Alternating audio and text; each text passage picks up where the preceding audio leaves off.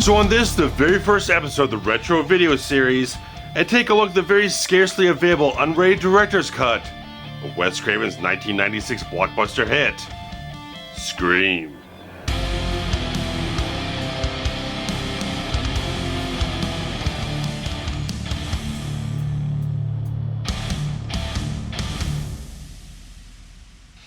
So in the early half of the 1990s, the horror movie genre become fairly stagnant, with a lot of things hitting off as big hits, not new sensations, no big trends going off, stuff like that. So it's a really kind of a time to really kind of find something that would kind of spark off in such a magnificent way to energize audiences, to revitalize the genre, and to get in with screenwriter Kevin Williamson and his intelligent, fresh screenplay, brought up by Miramax Films, presented to Wes Craven, who had been a staple of the genre for over 20 years at this point in time, already revolutionized things with A Nightmare on Elm Street back in 1984, and all these things kind of melded together with such a wonderfully fresh, talented young cast that created a sensationalistic horror movie that really just got audiences excited again.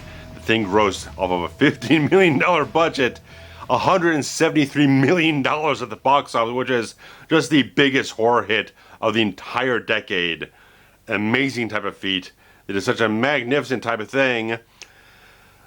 But the whole thing where things we got into a certain type of interesting thing in the home video market for this film is that Wes Craven always had this combative relationship with the MPAA and their rating system, how they would lean in against horror films and want them to cut things down, and had these very unpopular opinions of their subtext and the views I had on horror films, stuff like that. And they always had this thing with Wes Craven where he always wanted to kind of jab back at him a little bit. He always had little things like New Nightmare. He had some things in that would kind of represent what the parents groups or the censors, stuff like that, had to say about his films and kind of jab back at them. And he certainly did a lot of that with the Scream franchise. And the kind of interesting thing is that they did put a couple cuts into the film to get the R rating for Scream. But when the film hit laserdisc, ended up getting an unrated director's cut, restoring all the extra gore, all the extra bits and pieces that finally got what Wes really wanted the film to be overall, without any of the little cuts, little things that they thought really needed to get out of his very topical type of horror film that he was making here. And the reinserted graphic footage for the film starts off very early on, where Drew Barrymore's character of Casey, her boyfriend Steven, who's the one duct tape up on the pool deck there, you actually see when Ghostface ends up slicing his stomach open and everything starts spilling out onto the deck there. And after Casey gets killed, in the theatrical cut, there's this sort of choppy, sort of staccato almost type of looking shot going up to her on the tree there. In the unrated director's cut, it's not like that. It's a completely smooth shot because the MPA dictated they had to cut out every other frame in the shot in order to get the R rating for the film, which very much shows how much of a stigma, how much of a sticklers these people were to just like, you got to shave these couple little frames out here. You can't have the whole shot in there, stuff like that. And Wes always played these little games saying like, well, I never shot another version of this. This is all we have to work with. So he'd always kind of game the system a little bit to kind of get as much of a compromise towards his preferred vision as possible, stuff like that. But a lot of the other gore footage doesn't happen until closer to the third act of the film. Apparently with Tatum's death in the whole film, Rose McGowan's character, when she gets caught up in the garage door and starting getting pulled up, there's additional footage of her head getting crushed in the entire thing. And especially when you get up to the point where Billy and Sue reveal themselves as the killers and they start cutting on one another. In the theatrical cut, you can definitely see a certain point where you can hear them. They cut off to a shot of Sydney there, portrayed by Neve Campbell, and you can just hear the kind of like the cutting sound effects and whatnot, but you don't see it. He's sick, for fuck's sake. You've seen one too many movies. That's a very obvious MPAA cut. When the director's cut, all that footage is put back in the whole thing, where it's not actually very gory. It just shows them cutting on one another without showing any blood. So it's a kind of an interesting, weird sort of choice of a cut for them to dictate.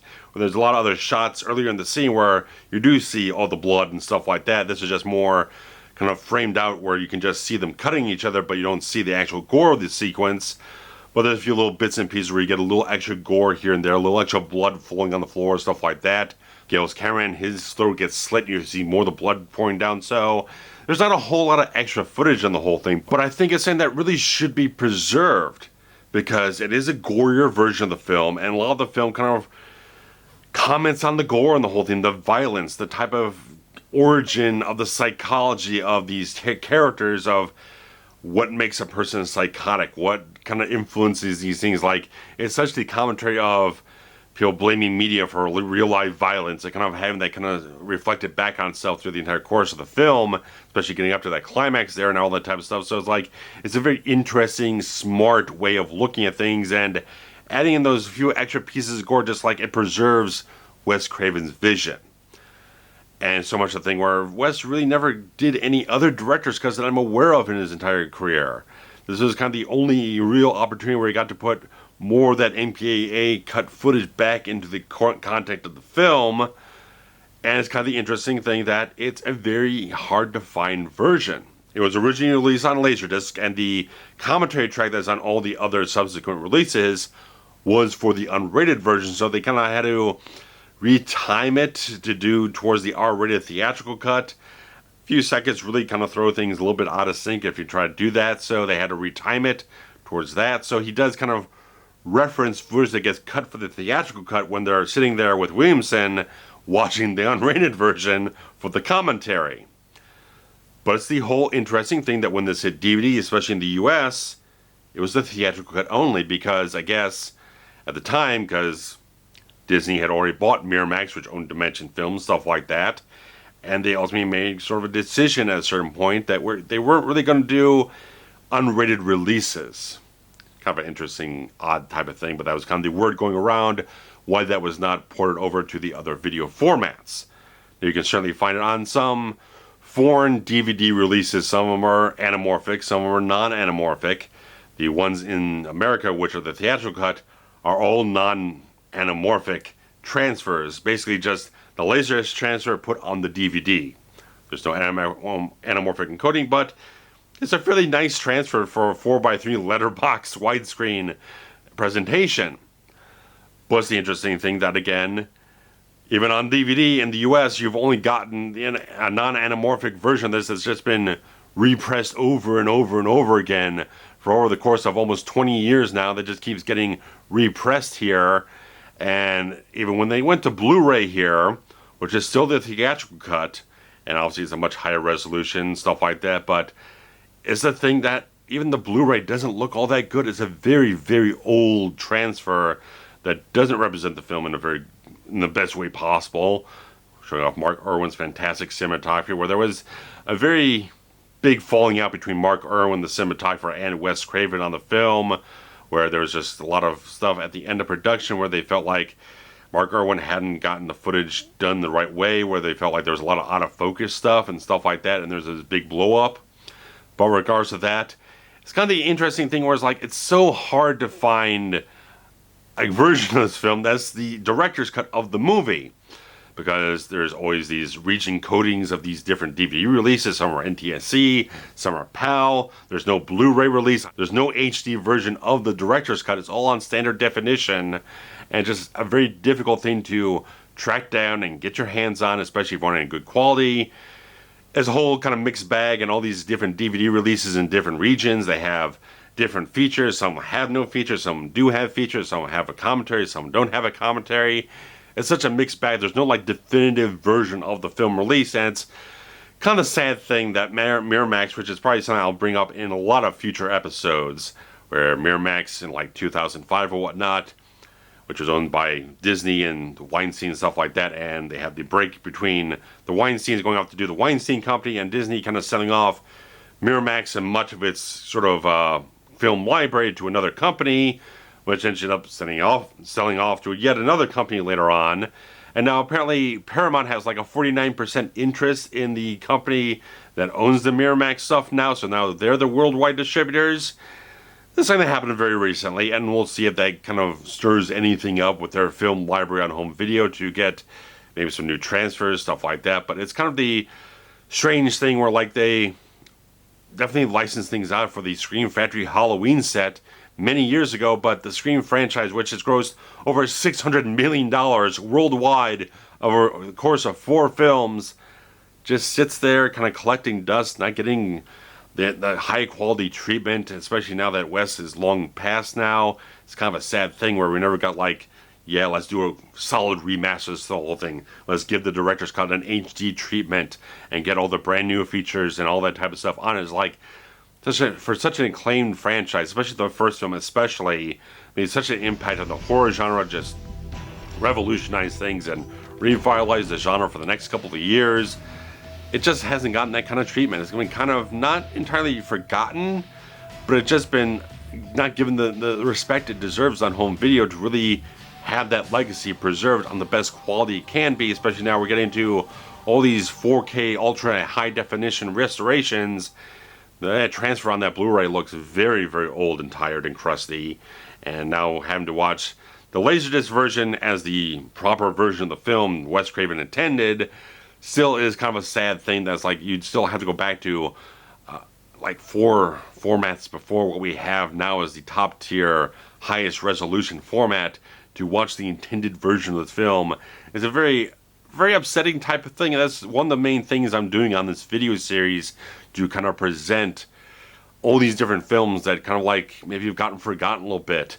The high definition age has kind of passed them by and they're stuck in the standard def era, or there's certain alternate versions like Scream that have specific versions of the film that haven't seen the light of day in a high definition formats.